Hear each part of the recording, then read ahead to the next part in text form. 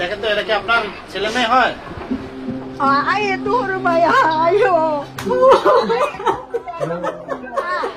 4 মাস পর পরিবারকে খুঁজে পেলেন সখিনা বেগম। এখন তিনি আছেন বাংলাদেশের ঢাকায় মিরপুরের এক ঘিঞ্জি এলাকায়, যদিও তার বাড়ি ভারতের আসামে। কিন্তু ভারতে পুলিশের হাতে আটক হবার পর পরিবার থেকে বিচ্ছিন্ন করে বাংলাদেশে তাকে কে পাঠালো, কিভাবেই বা তিনি ঢাকায় আসলেন? চলুন দেখা যাক পুরো গল্প।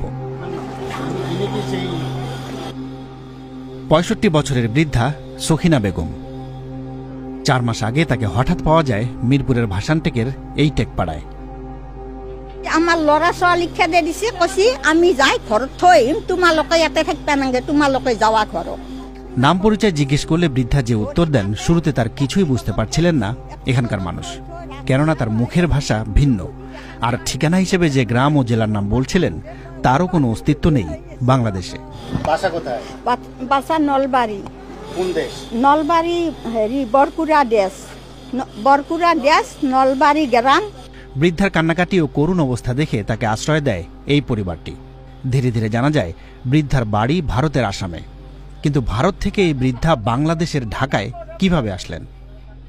থানার পুলিশে কি কৈছে কবরা, আমার গ্রামত গেছি, এটা চাইন দিম লৈ আহিম, আমার লড়াও আছে। থানার পুলিশে কিন্তু থানাক নিয়া নাই মোর, আসাম পুলিশ এই বগা ড্রেস পিন্ধে যি সেই পুলিশ, সেই কেম্পটোত 8 গাড়ী মানুহ ভৰ্তি কৰি লৈ আহিছে। বাছত যিটো লৈ আহি কেনেকে যি লৈ আহিছে আমি ধৰিব নোৱাৰো।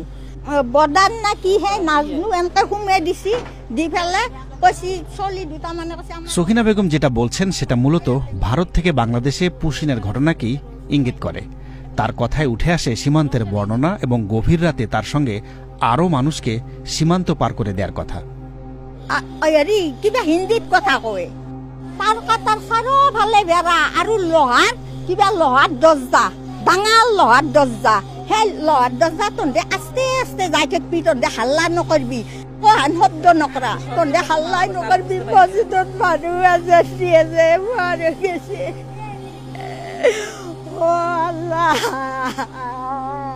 গভীর রাতে অচেনা এলাকায় ঢুকে অসহায় অবস্থায় পড়েন এই বৃদ্ধা। একদিকে বয়স, অন্যদিকে শারীরিক নানা অসুস্থতা। সখিনা বেগম তখনও জানতেন না যে তিনি ভিন্ন এক দেশে ঢুকে পড়েছেন। ওই রাতেই রাস্তায় বাসের দেখা পেয়ে তিনি তাতে উঠে পড়েন। উনি বলছে যে বাসে উঠছে, উঠার পরে নাকি বিভিন্ন জায়গায় আর কি নামাই দিছে। উনি বলছে আমি নলবাড়ি যাবো। এখন ওনারা তো নলবাড়ি তো আর ওই যাইতে পারবে না, যেহেতু বাংলাদেশের ভিতরে ঢুকায় দিছে। হ্যাঁ, চিনেও না ওনারা। পরে ওনাকে জায়গায় নামাই দিছে, উনি জায়গায় নামছে, নামার পরে আবার আরেকটা বাসে উঠছে নাকি, ওইরকম বাসে আস্তে আস্তে পরে একদিন এই আমাদের এদিক দিয়ে ঢুকে ওইখানে সামনে একটা দোকান আছে, ওইখানে বৈশা কান্না করতেছে। প্রায় 4 মাস ধরে ভিন দেশে অচেনা মানুষের আশ্রয়ে সখিনা বেগম দিনরাত কান্নাকাটি করে শুধু পরিবারের কাছেই যেতে চান। কিন্তু মোবাইল নাম্বার বলতে না পারায় তার স্বামী, সন্তান কিংবা কোথায় তার বাড়ি সেটাও বুঝতে পারছিলেন না তাকে আশ্রয় দেয়া পরিবারটি।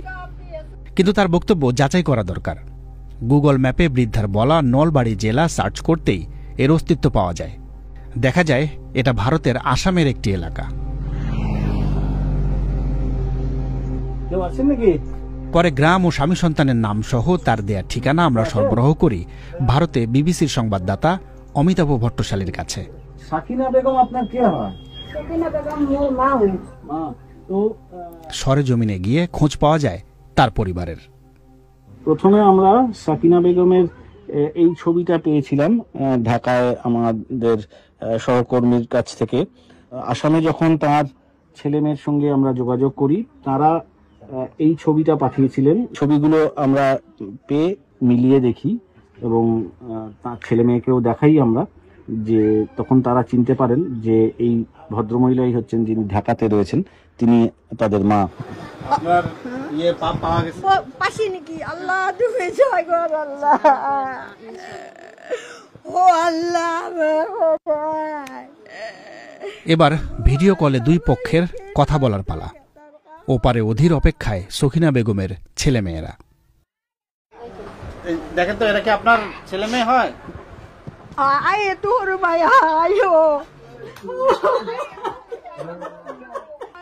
দুই পারেই আবেগ ঘন এক দৃশ্য।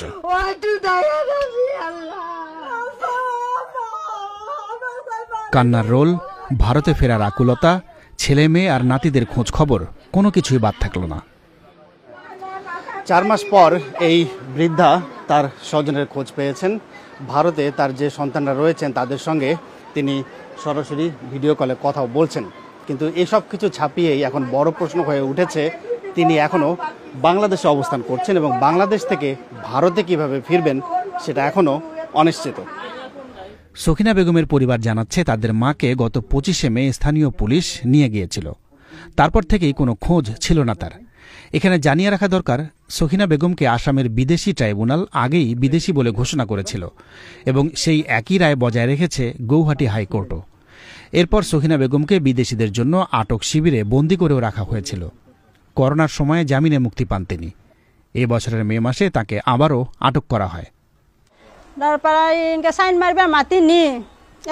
সই করানোর জন্য এসপি অফিসে আমার মাকে নিয়ে যায় 25 তারিখ।